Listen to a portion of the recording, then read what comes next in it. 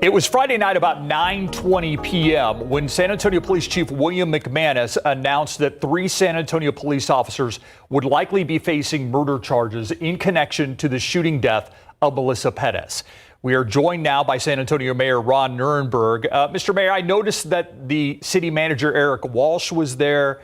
I'm guessing that you also got a call on Friday telling you what the police chief was about to do. Your reaction to that shooting and what needs to happen now? Well, I appreciate the chief acting swiftly, and also that the body cam footage was made available quickly. The body cam footage for most people, including myself who have viewed it, is very disturbing. The use of force appears to be abused, and the response seems to be excessive, as the chief says, inconsistent with the training and protocols of SAPD. So as we know, as it stands now, there are investigations underway. Those officers are now put on leave as part of the due process, but they also now face murder charges. So I appreciate again that this was all done swiftly, because the whole episode is very disturbing.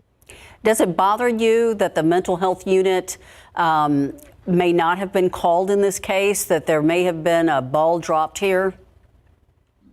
It does. And, you know, it also concerns me that it doesn't appear to be a situation where there was an attempt to de-escalate it. So, you know, these are challenges that and issues that are going to be in the investigation. But needless to say, what we saw on those videos is very disturbing, and I think the chief was acted appropriately and in acting so swiftly.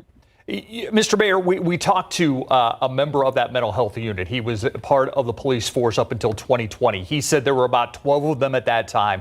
They did not respond to calls 24 hours a day. Have you talked to the police chief about that possibility and if we need to ramp up the mental health unit when it comes to SAPD? Actually, we've had an entire city council discussion going on over the last couple of years since this was initiated first as a pilot about the reasons for this kind of interdisciplinary, multidisciplinary response. And the SA core team is designed to do just that, to provide an alternative response when we know there's a mental health episode.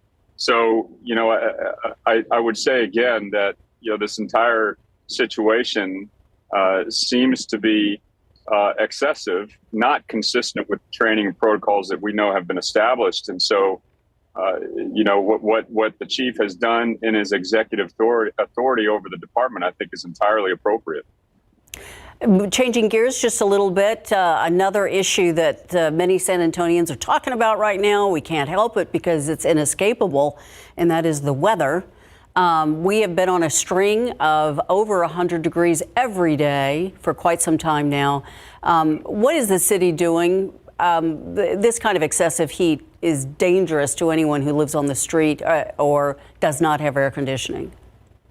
I think that's the key. What you just said, Ursula, is the fact that this heat is dangerous for folks who are not, you know, hydrated, who are maybe trapped in an area where they don't have a climate control.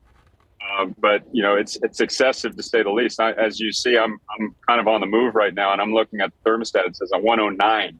So this is not a normal heat wave that we're experiencing.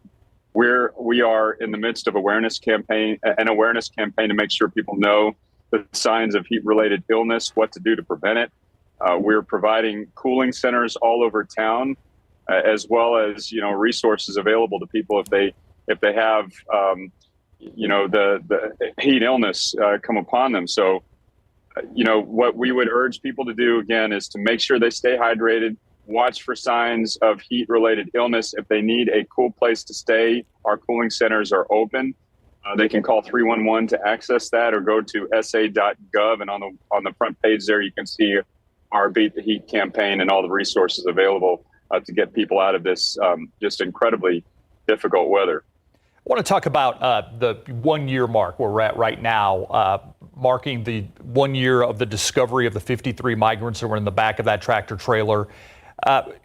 There's been talk of having a more permanent memorial out there. There's some makeshift crosses out there. There's a memorial right now. I know that Councilwoman Adriana Rocha Garcia talked about the fact that she wants this to happen. Your stance when it comes to a permanent memorial out there in Quintana Road?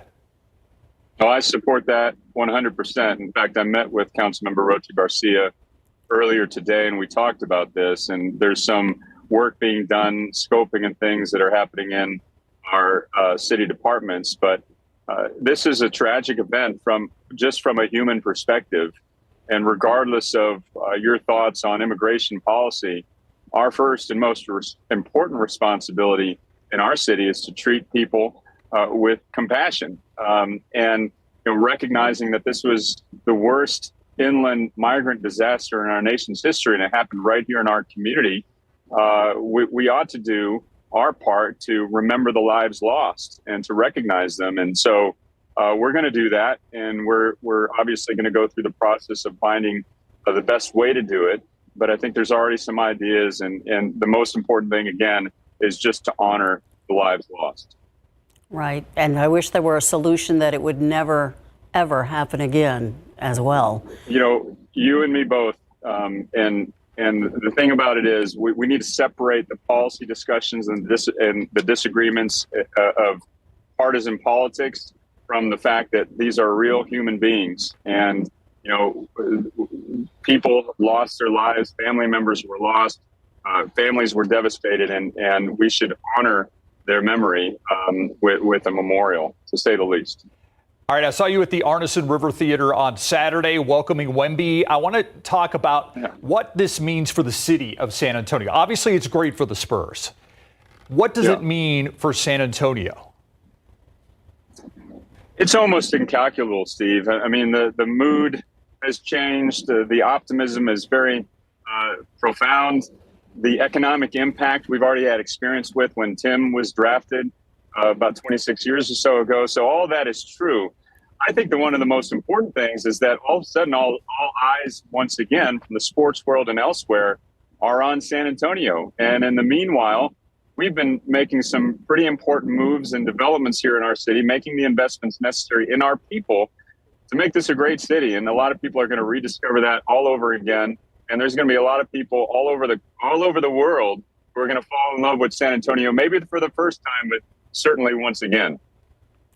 I'm just wondering, does the mayor have to buy season tickets, or did they just set aside a chair for you? Yeah, no, unfortunately, no benefits there, but you can bet I'm going to try to go to some games this year. Yeah, I saw you already have your jersey ready, so yeah. I'm glad we could end on a lighter topic, because obviously we talked about a lot of heavy things today, so I'm glad we could end with a smile. Mayor Ron Nirenberg, appreciate your time.